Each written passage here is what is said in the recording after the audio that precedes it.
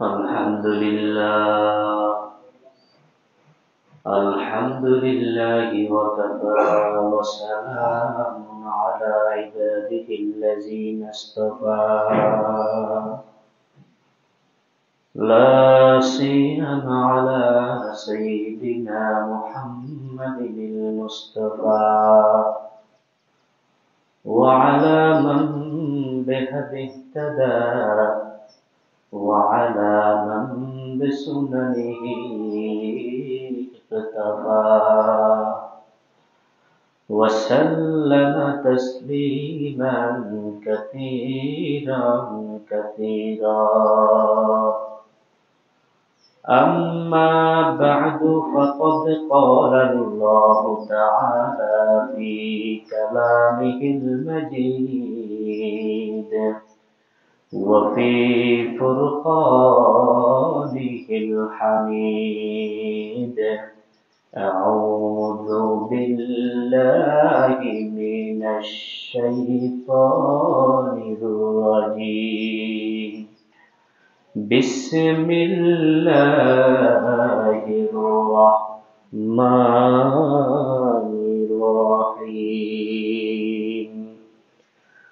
ألهاكم التكاثر حتى زرتم المقابر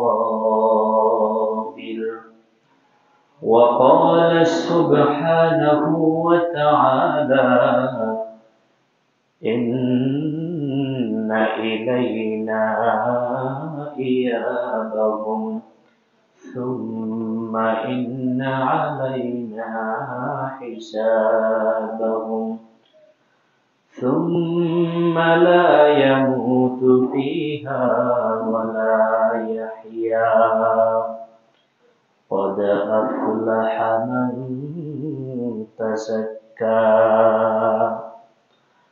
وقال تعالى في شأن حبيبه إن الله وملائكته يصلون على النبي يا أيها الذين آمنوا صلوا عليه وسلموا تسليما اللهم صل على سيدنا مولانا محمد وعلى آل سيدنا مولانا محمد بلغ العلا بكماله كشف الدجى بجماله حسنت جميع خصاله صلوا عليه وآله لا إله إلا الله لا إله إلا الله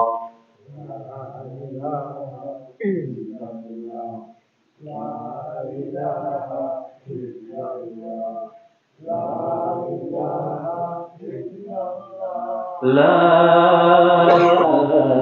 إله إلا الله محمد رسول الله صلى الله عليه وسلم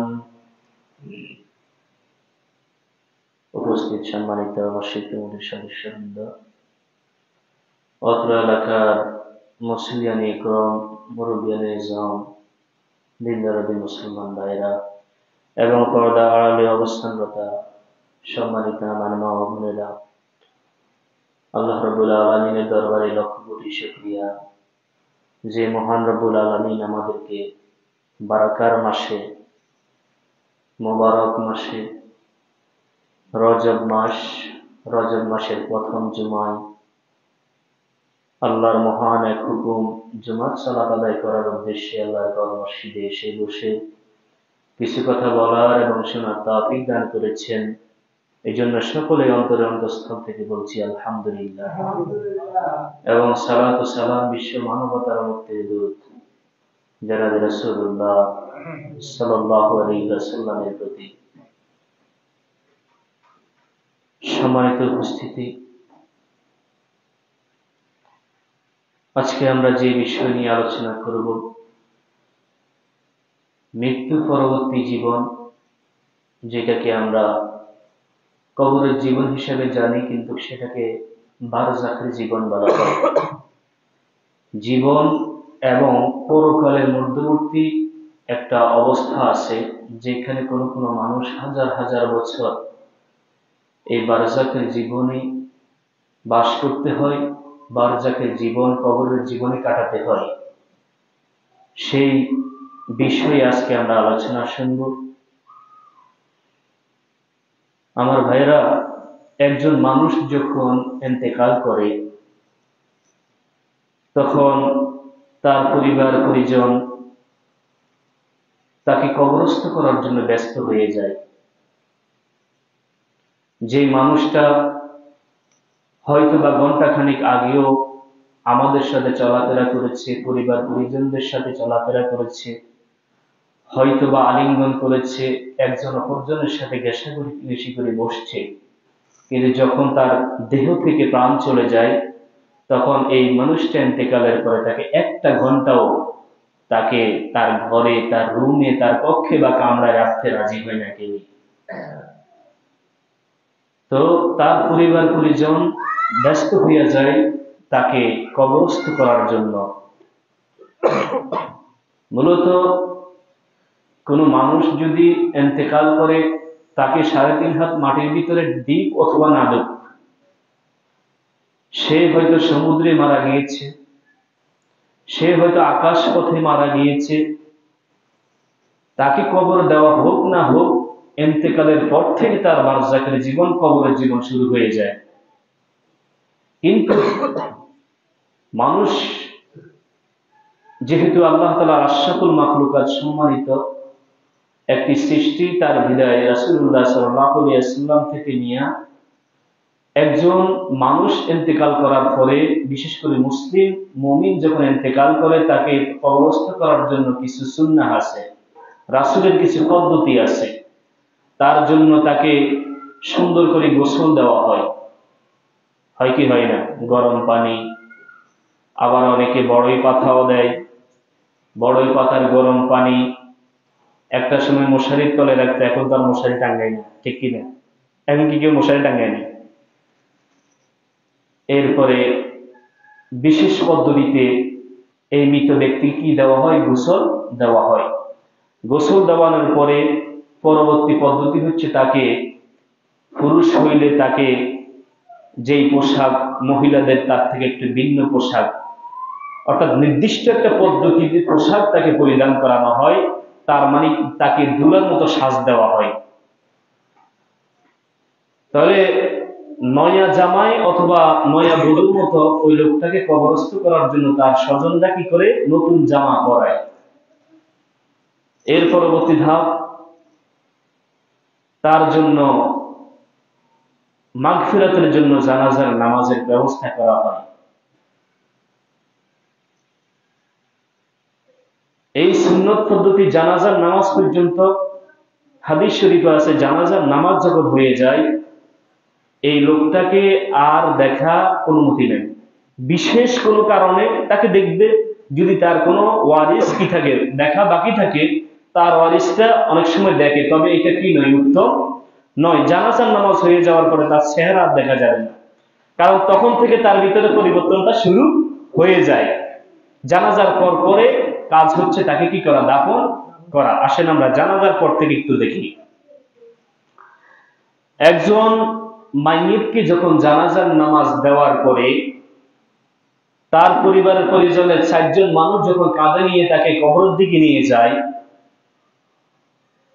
ওই মাইয়িত যদি নেককার হয়, সে যদি আমলে সালেহ করে থাকে, একজন মুমিন হয়, পাক্কা মুসলমান হয়, তাহলে ওই লোকটা জানাজার পর পরে ওই মাইয়িতটা দুনিয়াবাসীকে, তার আত্মীয় স্বজনকে ডাক দিয়ে বলে, আমি কবর দিতে দেরি করছে বিল্লাহ, সুবহানাল্লাহ বলেন, আমাকে কবর দিতে, দাফন করতে দেরি কেন করতেছে? তাড়াতাড়ি আমাকে নিয়ে যাও। কে বলে এই কথা? ওই মাইয়িত ব্যক্তি, ওই মাইয়িতের রূহ জানাজার পর পরে ওই আত্মীয় স্বজনদেরকে, জানাজা পড়নেওয়ালা ওই দুনিয়াবাসীদেরকে বলে, তাড়াতাড়ি আমাকে নিয়ে যাও, আমাকে দেরি করতেছো কেন, আমাকে তাড়াতাড়ি কবর দিয়ে দাও। সুবহানাল্লাহ। পক্ষান্তরে আমার ভাইয়েরা, যদি মৃত ব্যক্তি বদকার হয়, গুনাহগার হয়, নাফরমান হয়, যখন তার পরিবার পরিজনের একজন মানুষ তাকে কাঁধে করে নিয়ে যায় জানাজা নামাজের পরে কবর দেওয়ার জন্য, তখন ওই ব্যক্তি বলে, এই তোমরা আমাকে কোথায় নিয়ে যাচ্ছ, তোমরা আমাকে কোথায় নিয়ে যাচ্ছ, হায় হায় আমার ধ্বংস। ওই ব্যক্তি তখন দুনিয়াবাসীকে ডাক দিয়ে বলে, আমাকে নিও না, আমাকে কোথায় নিয়ে যাচ্ছ, আমাকে নিও না, হায় আমার ধ্বংস, হায় আমার ধ্বংস। এইভাবে লোকটা চিৎকার করতে থাকে। তখন থেকে ওই লোকটা ভয়ে ত্রাসে সেই লোকটা দুনিয়ার আত্মীয় স্বজনদেরকে এইভাবে চিৎকার করতে করতে বলতে থাকে, আমাকে কোথায় নিয়ে যাও, হায় আমার ধ্বংস, হায় আমার ধ্বংস। এরপরে ওই লোকটাকে কবর দেওয়া হয়।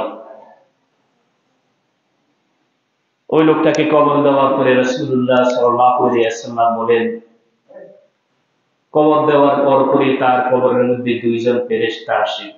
কয়জন?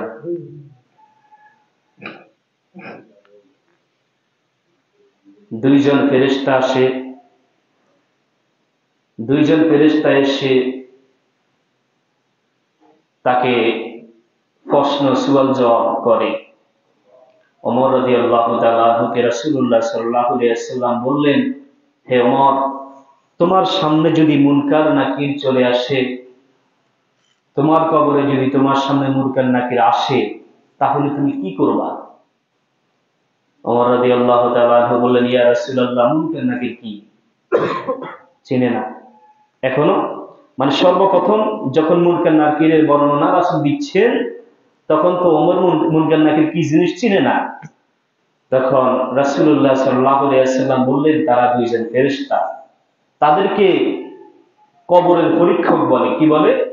যারা তোমাকে কবরে প্রশ্ন করবে, পরীক্ষা করবে, ওই দুইজন হচ্ছে কি তোমার কবরের পরীক্ষক।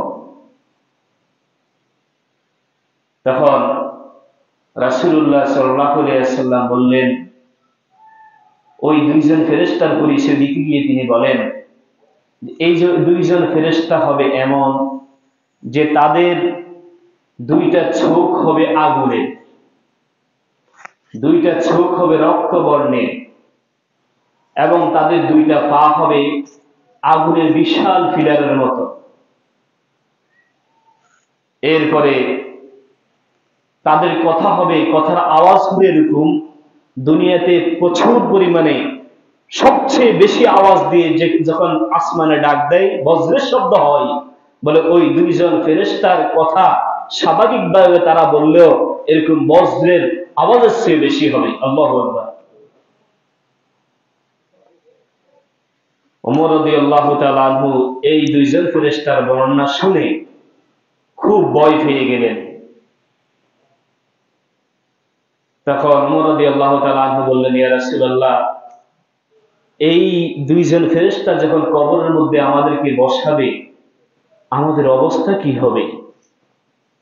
বলে, একজন মুমিন মুসলমান, তুমি আমার সামনে এখন যে অবস্থাতে বসে আছো, যে স্বাভাবিক অবস্থায় বসে আছো, ওই দুইজন ফেরেশতার সামনে, মুনকার এবং নাকিরের সামনে একজন মুমিন পাক্কা মুসলমান মানুষ এইভাবে সাধারণভাবে বসবে। সুবহানাল্লাহ।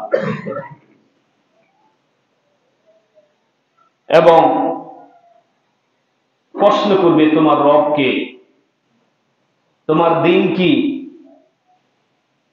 এবং তোমাদের মাঝে এই লোককে প্রেরণ করা হয়েছে, চিনো তো, দেখো কিনা, চিনো কিনা, এরকম প্রশ্ন করা হবে। বলে, যেই ব্যক্তি এই প্রশ্নগুলার উত্তর ঠিক ঠিক দিতে পারবে, এই প্রশ্নগুলোর উত্তরে উত্তীর্ণ হবে, সেই ব্যক্তিকে ওই দুইজন ফেরেশতা জান্নাতের দিকে একটা দরজা খুলে দিবেন। সুবহানাল্লাহ। এবং তাকে দেখাবেন, এইদিকে একটু ডাইরেক্ট দেখো তো, এই যে এই স্থান তোমার জন্য নির্ধারিত করা হয়েছে, বলেন সুবহানাল্লাহ, এইখানে তুমি থাকবে, এবং এইখানে যাওয়া পর্যন্ত সেই কিয়ামতের মাঠ, হাসরের মাঠ, যে বিচারের দিন কায়েম হওয়া পর্যন্ত নবদুলার মতো, নতুন জামাইয়ের মতো কিয়ামত পর্যন্ত ঘুমাইতে থাকবে। সুবহানাল্লাহ। আর যে ব্যক্তি ওই মুনকার নাকিরের কবরের প্রশ্নের উত্তর দিতে পারবে না, সেই ব্যক্তিকে ওই দুইজন ফেরেশতা মুনকার নাকির, রাসূল সাল্লাল্লাহু আলাইহি ওয়াসাল্লাম বললেন যে কিয়ামতের মাঠের সমস্ত মানুষ যদি এই দুইজন ব্যক্তিকে ধাক্কা দেয়, ধাক্কা দিয়ে সরাইতে চায়, কিয়ামতের মাঠের সমস্ত মানুষ মিলে এই দুইজন ফেরেশতাকে ধাক্কা দিয়ে সরাইতে পারবে না। আল্লাহু আকবার। কত শক্তিশালী দুইজন ফেরেশতা! বলে যখন কোনো ব্যক্তি নাফরমান গুনাহগার ওই দুইজন ফেরেশতার কষ্টগুলো করতে দিতে পারবে না, তখন ওই দুইজন ফেরেশতা লোহার আগুনের এরকম দুইটা হাতুড়া এনে এমন ভাবে তার উপর আঘাত করবে, মারপিট শুরু করবে, বলে ওই ব্যক্তি এমন ভাবে চিৎকার করবে যে দুনিয়ার মানুষ এবং জিন ছাড়া দুনিয়ার সমস্ত জীব তাদের চিৎকার শুনতে পাবে। বলে আল্লাহু আকবার। দুনিয়ার মানুষ এবং জিনরা শুধুমাত্র তাদের আওয়াজ শুনবে না, কারণ যে আওয়াজ তারা করতেছে এই আওয়াজ যদি দুনিয়াতে মানুষ শুনতো, জিন শুনতো, বলে তাদের কলিজা ফেটে তারা সাথে সাথে মারা যেত। নাউজুবিল্লাহ। এই পরিমাণ চিৎকার করবে একজন নাফরমান তার কবরে, একজন বদকার গুনাহগার তার কবরে, এই পরিমাণ মারপিট হবে, এই পরিমাণ চিৎকার করবে যে সমস্ত জীব জন্তু তাদের আওয়াজ শুনে তাদের উপর লানত করতে থাকবে। বলেন নাউজুবিল্লাহ। কিরে বাউরে, এত জোরে আওয়াজ করতেছিস কেন? আল্লাহর গজব উঠতে তো দূরের উপর। কথা কি বুঝছেন? কে? সমস্ত প্রাণী, চতুষ্পদ জন্তু বলেন, পাখি জগৎ বলেন, মাছের জগৎ বলেন, সবাই এরকম আওয়াজ শুনে বিরক্ত হইয়া বলবেন আল্লাহর গজব হইতে এগুলো এরকম আওয়াজ করে কেন? কথা কি বুঝছেন ভাই? সিরিয়াস অবস্থা। রাসূলুল্লাহ সাল্লাল্লাহু আলাইহি ওয়াসাল্লাম বলেন ইন্নাল কবর রাউযাতুম মিন রিয়াজিল জান্নাহ আও হুফরাতিন মিন হুফারিন নার। রাসূল সাল্লাল্লাহু আলাইহি ওয়াসাল্লাম বললেন এই ৩.৫ হাত কবর, এই কবরটা কোন কোন মানুষের জন্য জান্নাতের একটা টুকরা হবে, আবার কোন কোন মানুষের জন্য জাহান্নামের বিশাল গর্ত হবে। নাউজুবিল্লাহ। তাহলে কোন কোন মানুষের জন্য এই কবরটা হবে কি? জান্নাতের বাগান, জান্নাতের একটা টুকরা, শান্তির একটা জায়গা।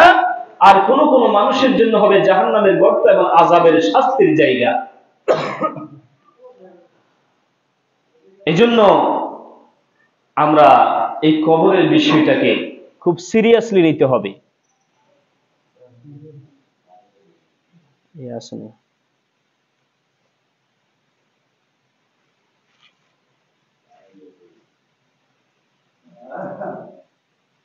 কবরের বিষয়টাকে খুব সিরিয়াসলি আমাদেরকে চিন্তা করতে হবে।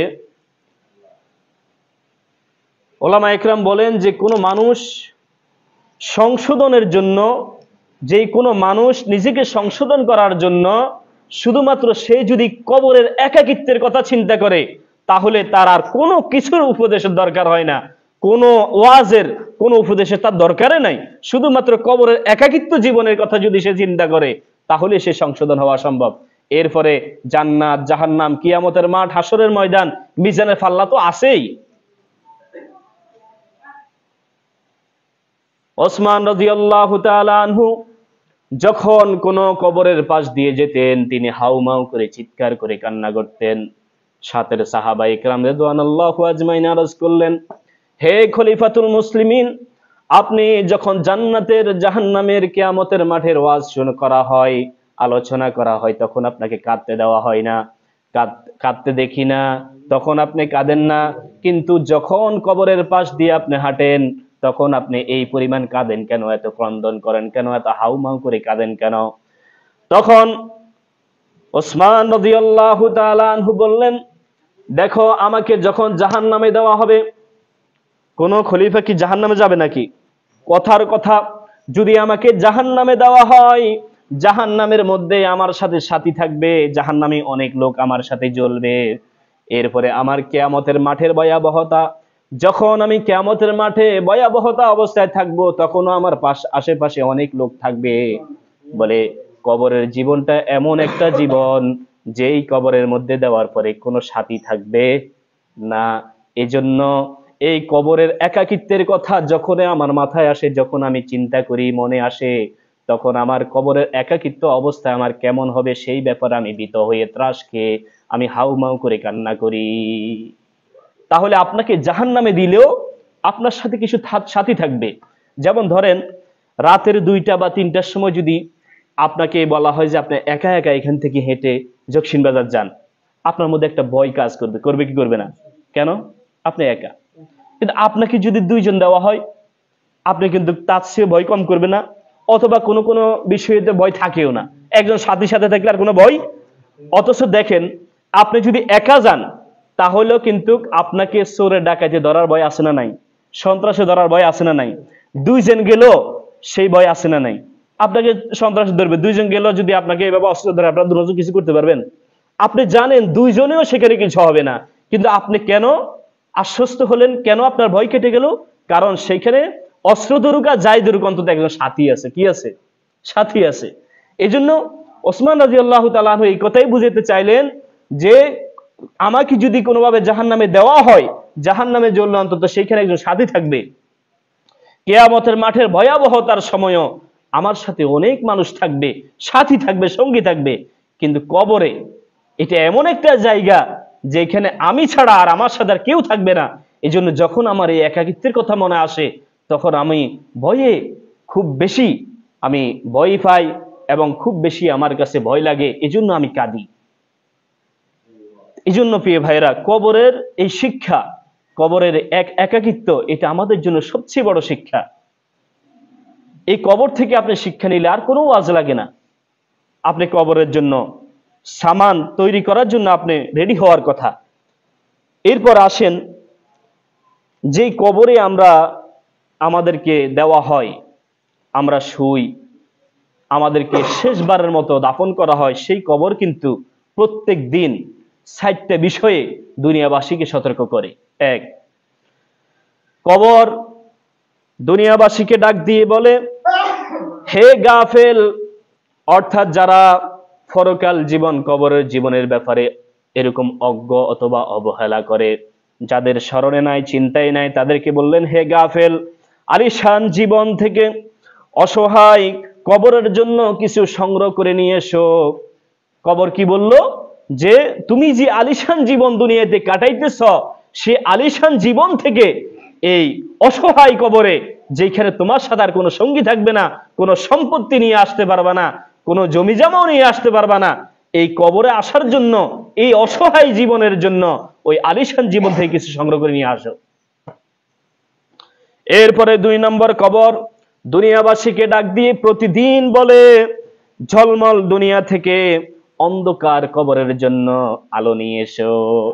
অর্থাৎ কবর বুঝাইতে চাইছে, আমি হলাম অন্ধকার ঘর, আমি হলাম গুটগুটে অন্ধকার ঘর, আমার মধ্যে কোনো আলো থাকবে না।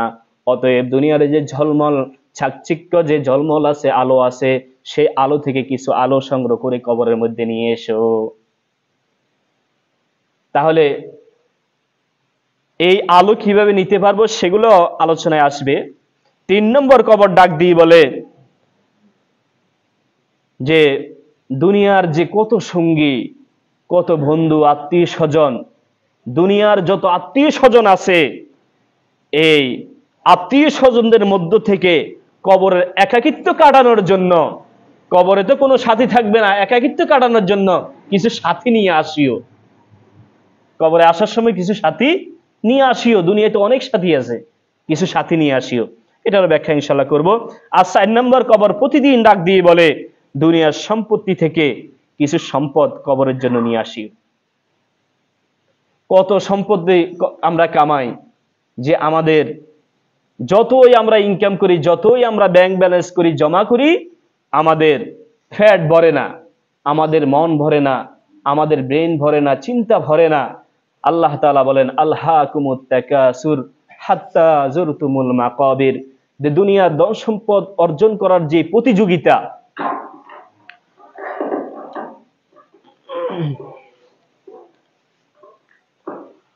দুনিয়ার ধন সম্পদ অর্জন করার যে প্রতিযোগিতা মানুষ করে, তাকাসুর মানে হচ্ছে প্রতিযোগিতা করা, সম্পদ অর্জনের প্রতিযোগিতা করা, অথবা সম্পদ অর্জনের লোভের প্রতিযোগিতা, এই প্রতিযোগিতা ততক্ষণ পর্যন্ত যাবে না হাত্তা যুরতুমুল মাকাবির, যতক্ষণ পর্যন্ত তাকে কবরস্থ করা হবে না, যতক্ষণ পর্যন্ত তার মুখের ভিতর মাটি ভরে দেওয়া হবে না। এই পরিমাণ আমরা সম্পদ অর্জন করছি। তো কবর ডাক দিয়ে বলতেছে যে সম্পদ দুনিয়াতে আছে সেই সম্পদ থেকে কবরে আসার সময় কবরের জন্য সম্পত্তি নিয়ে এসো। এর অর্থ কি হতে পারে আমরা ইনশাল্লাহ সেটা আলোচনা করব। এই জন্য আমাদেরকে কিন্তু এই কবরের 4টা আওয়াজ থেকে আমাদেরকে শিক্ষা নিতে হবে। 1 নম্বর, আলিশান জীবন থেকে কবরের অসহায়, যেখানে আপনারা কিচ্ছু থাকবে না, এই অসহায় জীবনের জন্য আমাদেরকে কি নিতে হবে? সেখানে আমাদেরকে সাথী নিতে হবে, সেখানে আমাদেরকে সহায় নিতে হবে, সাহায্য নিতে হবে। সেই সাহায্যটা কি হবে? কবরবাসী আমাদেরকে ডাক দিয়ে আরো অনেকগুলা কথা বলে। অন্য হাদিসে আসছে কবরবাসী প্রত্যেকটা মানুষদেরকে দৈনিক 7 বার 5টা বিষয়ে সতর্ক করে। 1 নম্বর হচ্ছে, ওগো দুনিয়াবাসী, আমি একাকিত্বের ঘর, আমি একাকিত্বের ঘর, আমার কাছে আসার সময় কোরআন তেলাওয়াত করে তোমরা সাথী নিয়ে এসো। সুবহানাল্লাহ। প্রথম কি পাইলাম আমরা? কবরের একাকিত্ব কাটানোর জন্য সাথী কি? কোরআন তেলাওয়াত। কি? কোরআন তেলাওয়াত। অন্যান্য হাদিসে আছে যখন মুনকার নাকির কবর মাইয়িতকে প্রশ্ন করতে আসবে, মাথার দিকে বসলে মাথার দিকে কোরআন আসবে, কোরআন বলবে যা প্রশ্ন করার আমাকে করো, এই ব্যক্তির পক্ষ থেকে আমি উত্তর দিয়ে দিব। সুবহানাল্লাহ। যদি তার কোরআন তেলাওয়াত থাকে, যদি তার ভিতরে কোরআন থাকে, তার ভিতরে হেফজ থাকে, তার ভিতরে কোরআন তেলাওয়াত থাকে, তাহলে কোরআন মাথার দিকে কি করবে? বলবে যে যা প্রশ্ন করার আজকে আমাকে করো, আমি তার হইয়া তোমাদেরকে প্রশ্নের উত্তর দিয়ে দিব। তাহলে কবরের একাকিত্ব কাটার জন্য আমাদের সেইখানে সঙ্গী হিসেবে আমরা থাকবো, রাখবো, আমরা পাবো কোরআনকে। 2 নম্বর, কবর ডাক দিয়ে প্রতিদিন 7 বার করে প্রত্যেকটা মানুষদেরকে বলে, তোমরা যারা আমার নিকটে আসছো, অর্থাৎ আমার ভিতরে ঢুকতে চাও, কবরে আসতে চাও, আসার জন্য অলরেডি যাদের টিকিট কেটে গেছে, তোমরা একটা কথা খেয়াল রাখো, আমি হচ্ছি অন্ধকার ঘর। আমি হচ্ছি কি? অন্ধকার ঘর। আমার ভিতরে কোনো আলো নাই। আমি অন্ধকার এক ঘর, যেখানে আলো, মোমবাতি, বাতি, কারেন্টের আধুনিক এবং প্রযুক্তির কোনো বাতিই থাকবে না। এবং সেইটা যদি কেউ কবরের উপরে দেয়, কবরের উপরে যদি বাতি জ্বালায়, মোমবাতি দেয়, কারেন্টের বাতি দেয়, বলেন তো সেই ব্যক্তি কি নিচে থেকে কোনো আলো পাবে? পাবে? তাহলে যারা মোমবাতি দেয় তারা, প্রথম কথা হচ্ছে এটা একটা বেদাত কাজ। এরপরে কেউ যদি মনে করে যে ওই ব্যক্তিটা আলো পাবে, তাহলে এটা সরাসরি শিরক। এটা কি? যে আমি উপরে মোমবাতি জ্বালাইলাম, সেই ব্যক্তি যেহেতু অন্ধকারে আছে তার জন্য একটু আলো হোক, এই ধরনের চিন্তা মনোভাব যদি রাখে, এটা শিরক হবে। কোনোভাবেই আলো পৌঁছানো সম্ভব না। তো কবর বলতেছে আমি হচ্ছি অন্ধকারের ঘর। তোমরা এই অন্ধকার কাটতে হলে কি করবা? অন্ধকার কাটতে হলে রাতের গভীর অন্ধকারের সময় রাত জেগে তোমরা সালাত আদায় করো। সুবহানাল্লাহ। রাতে কিয়ামুল লাইল, নফল সালাত অথবা তাহাজ্জুদের সালাতকে বোঝানো হয়েছে রাতের সালাত। এই রাত জেগে যারা সালাত আদায় করে, তাহাজ্জুদ করে, নফল সালাত আদায় করে, তারা এই কবরের জীবনে আলো হিসেবে সালাতকে পাবে। এরপরে 3 নম্বরে মাটি। কবর আমাদেরকে ডাক দিয়ে বলে যে দুনিয়াতে তোমরা আলিশান খাটে ছিলা, সোফায় ছিলা, বড় বড় ফার্নিচারে ছিলা, ফোম জাতীয় বেডে ছিলা, বিছানায় ছিলা, আমি হচ্ছি মাটির ঘর। অতঃপর আমার এখানে বিছানা সংগ্রহ করার জন্য, এখানে তুমি বিছানার জন্য দুনিয়াতে নেক আমল করে এসো। নেক আমল বলতে এখানে নামাজ বোঝানো হয় নাই। নেক আমল বলতে আল্লাহ তাআলার যে কমন ইবাদত গুলো আছে সেগুলোর বাহিরেও নেক আমল আছে না নাই? আপনি একজন মানুষকে রাস্তা পার করে দিলেন, আপনি পথ থেকে একটা কাঁটা সরিয়ে দিলেন, একটা কষ্টদায়ক জিনিস আপনি পথ থেকে সরিয়ে দেন। এভরিথিং একজন মানুষের উপকার হতে পারে এমন সবকিছু নেক আমল। কথা কি বুঝছেন? তাহলে আমি হচ্ছে কি মাটির ঘর, আমার মধ্যে একটা বিছানা তো তোমার দরকার। দুনিয়াতে কত মোটা মোটা বিছানায় ছিলা, কত মোটা মোটা গালিচাই তোমরা ছিলা। আমার কাছে তোমাদের যদি দরকার হয় বিছানা, মনে করো যে দরকার আছে, তাহলে কি করবা? নেক আমল করে ওই বিছানা সংগ্রহ করে নিয়ে আসিও। এরপরে 4 নম্বর, কবর ডাক দিয়ে বলে আমি হচ্ছে সাপ বিচ্ছুর ঘর, আমার ভিতরে সাপ বিচ্ছু অর্থাৎ সমস্ত শাস্তি কষ্টদায়ক জিনিস আমার ভিতরে। অতএব তোমরা এই সাপ বিচ্ছু থেকে, কষ্টদায়ক আযাব থেকে যদি বাঁচতে চাও, তাহলে স্বর্ণ রূপা, নিজের স্বর্ণ রূপা বলে হাদিস শরীফ বুঝাইতে চাইছে যে নিজের সবচেয়ে মহব্বতের জিনিস আল্লাহর রাস্তায় সদকা করে আমার কাছে আসিও। স্বর্ণের টুকরা সদকা করে তোমরা সেই সাপ বিচ্ছুর শাস্তি থেকে, দর্শন থেকে তোমরা রক্ষা পেও। এর অর্থ হচ্ছে দুনিয়াতে আপনি সবচেয়ে বেশি ভালোবাসেন টাকাকে, সম্পত্তিকে, সেই সম্পত্তি আল্লাহর রাস্তায় ব্যয় করে সদকা করে আপনাকে কিন্তু সেইখানে একজন রক্ষক নিয়ে যেতে হবে, একটা রক্ষা কবচ ডাল নিয়ে আপনাকে সেখানে যেতে হবে, যেখানে ডালটা ধরলে সাপ আবার আপনাকে কি করতে পারবে না, দংশন করতে পারবে না, সেই ব্যবস্থা করে নিতে হবে। তাহলে সাপ বিচ্ছু এটা দর্শন থেকে, শাস্তি থেকে বাঁচতে হলে আমাদেরকে সদকা। হাদিস শরীফে আসছে যে কাল কিয়ামতে আল্লাহ তাআলার আরশের ছায়া ছাড়া আর কোনো ছায়া থাকবে না। সেইখানে আল্লাহ তাআলা 7 শ্রেণীর লোকদেরকে আরশের ছায়া দিবেন। সেই ছায়ার মধ্যে একটা ছায়া হবে যারা আল্লাহ রাস্তায় সদকা করছে। সুবহানাল্লাহ। এরপরে হাদিস শরীফে ওই 7টা বিষয় আমি ইনশাআল্লাহ আলোচনা করব এরপরে। কিন্তু হাদিস শরীফের শেষে যে কথাটা বলছে যে এই সদকাটা শুধুমাত্র কাল কিয়ামতে আরশের তলে ছায়া দিবে, বিষয়টা এরকম না। ওই সদকাটা ওই ব্যক্তির দুনিয়ার জীবনেও তাকে রক্ষা করবে, ছায়া দিবে, কবরের জীবনেও তাকে ছায়া দিবে, এবং কাল কিয়ামতের দিনে আরশের নিচেও তাকে ছায়া দিবে। সুবহানাল্লাহ। দুনিয়ার ছায়া বুঝেন? আপনি দুনিয়াতে যদি সাধারণভাবে একজন মানুষের প্রয়োজন মিটিয়ে দেন, 2-4 টাকা খালেস নিয়তে সদকা করেন, আপনার সেই দিন সাপে কাটা, আপনার সেদিন অ্যাক্সিডেন্ট হওয়ার বিপদ থেকেও আল্লাহ তাআলা আপনাকে রক্ষা করবেন। এটা হচ্ছে দুনিয়ার ছায়া।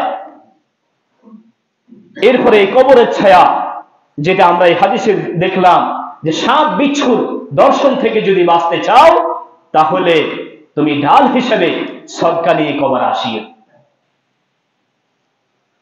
এরপরে কবর 5 নম্বর ডাক দিয়ে বলে আমি সংকীর্ণ এবং সুয়াল জবাবের ঘর, আমি অত্যন্ত সংকীর্ণ, আমি কোনো প্রশস্ত নই। তোমাকে কোন রকম ডান দিকে একটু কাত করে তোমাকে কবরস্থ করা হয়েছে, সামান্য কিছু জায়গাতে তোমাকে কবর দেওয়া হয়েছে। তার মানে আমি হচ্ছে সামান্য ঘর, আমি হচ্ছে সংকীর্ণ ঘর, চিপা চাপা ঘর। এরপরে আমি হচ্ছে সুয়াল জবাবের ঘর, প্রশ্ন উত্তরের ঘর। অতএব তুমি যদি এই সংকীর্ণতা দূর করতে চাও, এরপরে যদি সুয়াল জবাবের উত্তরগুলা ঠিক মতো দিতে চাও, তাহলে তুমি কবরের মধ্যে লা ইলাহা ইল্লাল্লাহ জিকির নিয়ে আসিও। সুবহানাল্লাহ। আমি হচ্ছি অতি সংকীর্ণ, অতি চিপা একটা ঘর, এবং আমার ভিতরে আসলে কিন্তু তোমাকে পরীক্ষা দিতে হবে, তোমাকে কিন্তু প্রশ্ন করা হবে। যদি ওই কবরের সংকীর্ণতা দূর করতে চাও, যদি কবরে তুমি ওই 3টা প্রশ্ন দিয়ে পাস করতে চাও, তাহলে কিন্তু লা ইলাহা ইল্লাল্লাহ জিকির, মুহাম্মদুর রাসূলুল্লাহ জিকির নিয়ে কবরে আসিও, তাহলে তোমার কবরটা প্রশস্ত হয়ে যাবে। সুবহানাল্লাহ। এবং তুমি কবরের যে 3টা প্রশ্ন তোমাকে মৌলিক করা হবে, সেই প্রশ্নগুলোর উত্তরে তুমি উত্তীর্ণ হবে। সুবহানাল্লাহ। তাহলে এই 5টা কথা কবর প্রত্যেকদিন 7 বার ডাক দিয়ে দুনিয়াবাসীকেও, তোমরা যারা আমার ভিতরে আসতেছো, তোমরা যারা সিরিয়ালে আমার ভিতরে আসতেছো, তোমরা এই 5টা বিষয় সতর্ক হয়ে আসো। এই 5টা জিনিস তোমরা জোগাড় করে সংগ্রহ করে তারপরে আমি কবরের ভিতরে আসিও। কারণ আমি কিন্তু মৌলবী, মুফতি, মাওলানা, মুহাদ্দিস, সাধারণ অসাধারণ কিচ্ছু চিনি না। আমি শুধু একটা জিনিস চিনি, যেই ব্যক্তি আমল নিয়ে আসবে, নেক আমল, নেক কর্ম, সৎ কর্ম আমলে সহায়তা করে আমার ভিতরে আসবে, সেই ব্যক্তি দুলা। কবরের ছাপের কথা শুনে আয়েশা রাদিয়াল্লাহু তাআলা আনহা রাসূলুল্লাহ সাল্লাল্লাহু আলাইহি ওয়াসাল্লাম থেকে যখন এই কবরে দিলে যে কবরে একটা ছাপ দেয়, এই ছাপ সম্বন্ধে যখন আয়েশা শুনলেন, আয়েশা রাদিয়াল্লাহু তাআলা আনহা ভয় পেয়ে গেলেন। ইয়া রাসূলুল্লাহ, আমার কি ভয় হবে? রাসূলুল্লাহ সাল্লাল্লাহু আলাইহি ওয়াসাল্লাম বললেন, একজন মুমিন মুসলমান ব্যক্তিকে যখন কবর দেওয়া হবে, কবর তাকে এইভাবে বরণ করে নিবে, বলে কোনো মা তার সন্তানকে আদর করে চিপ দিয়ে যেরকম বুকের মধ্যে ধরে আলিঙ্গন করে নেয়, বলে একজন মুমিন পাক্কা মুসলমান যখন কবরে যাবে, সেই ব্যক্তিকে কবর ওইভাবে আলতো করে চিপ দিয়ে তাকে বরণ করে নিবে। সুবহানাল্লাহ। আর যেই ব্যক্তি আমলে চলে করবে না, কাফের, মুশরিক, মুনাফিক এবং মুমিনদের মধ্যে যারা বদকার, এই সমস্ত লোককে যখন কবর দেওয়া হবে, কবর কিন্তু ওই ব্যক্তিকে এমন ভাবে ছাপ দিবে, বলে একটা ডিমের উপরে যদি বিশাল একটা পাথর ফেলানো হয়, যেমন ওই ডিমটা চূর্ণ বিচূর্ণ হয়ে যায়, ওই ব্যক্তির হাড় এইভাবে চূর্ণ বিচূর্ণ হয়ে যাবে। সুবহানাল্লাহ।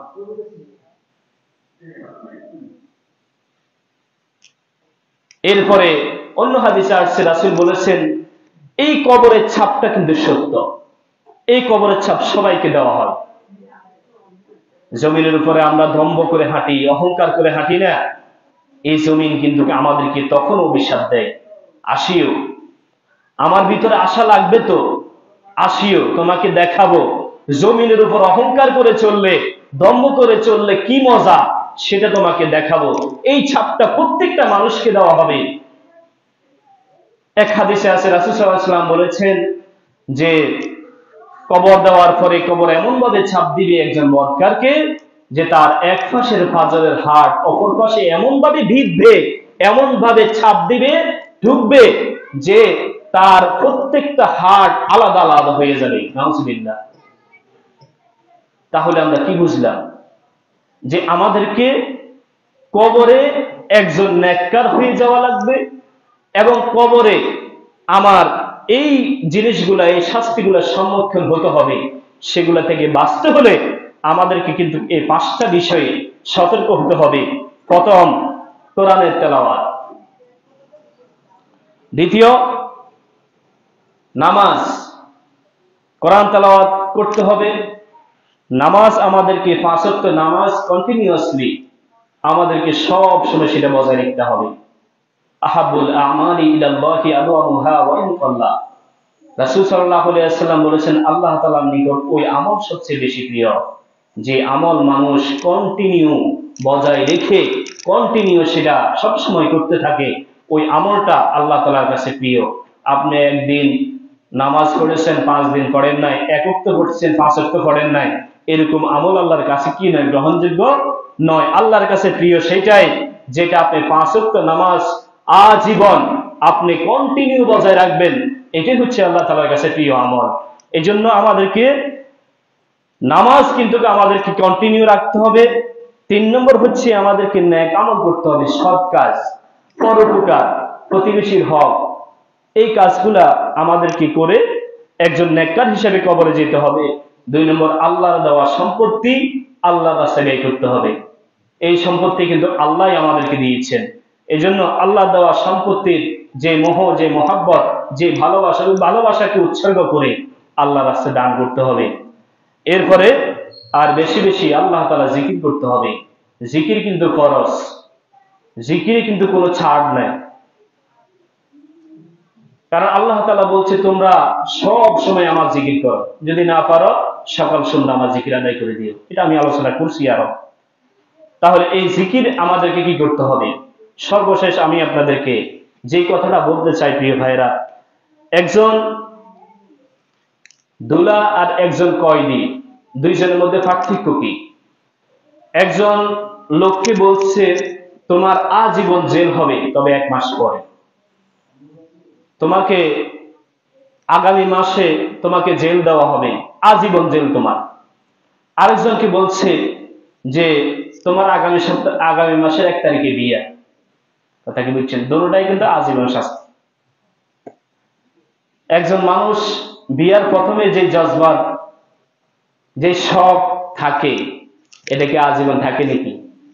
তবে জজবারটা নিয়ে আমরা আলোচনা করি। একজন মানুষকে বলছে তোমার আগামী মাসের 1 তারিখে আজীবন জেল। বলেন তো, যত বেশি তার জেলে যাওয়ার ডেটটা কাছে আসে তত বেশি তার চেহারা কি মলিন হয় না সুখী হয়? খারাপ হয় না? তত বেশি সে চিন্তিত হয় কিনা যে হাই রে, একদিন চলে যাচ্ছে, আর 29 দিন আছে, আরেকটা দিন চলে যাচ্ছে, আর 28 দিন আছে, আমি জেলে যাবো সারা জীবনের জন্য জেল।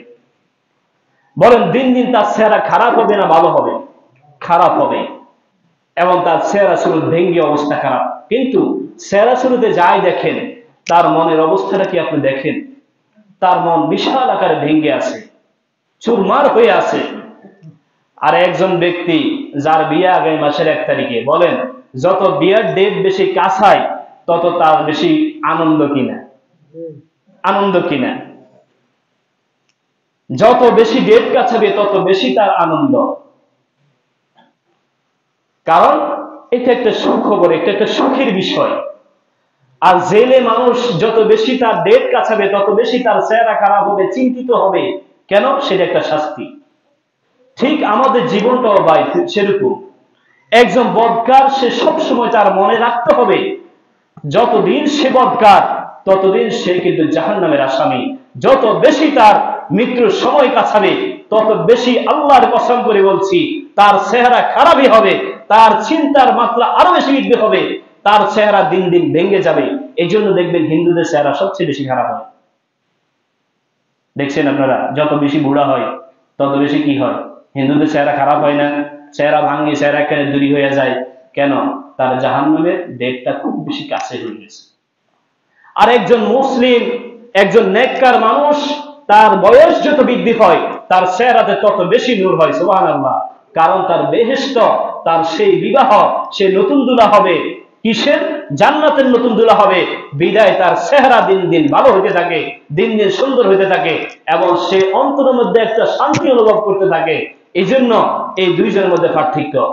এই বদকার এবং নেককার কেন দুনিয়াবাসীকে ডাক দিই বলে?